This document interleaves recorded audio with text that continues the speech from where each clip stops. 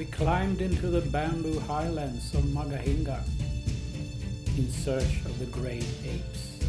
A gorilla pool, silverback, it's very big. The good thing we know that they have rotated the group.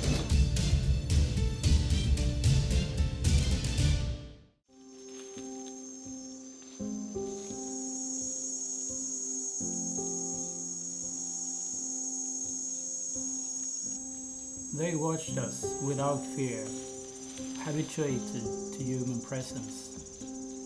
And then came a sound that carried more than weight.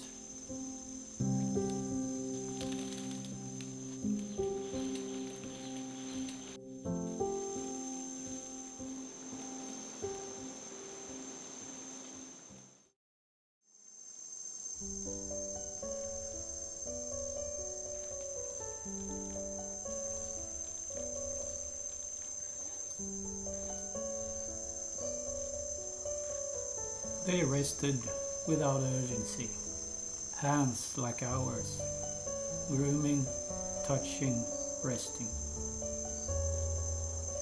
A language with no words, yet nothing left unsaid.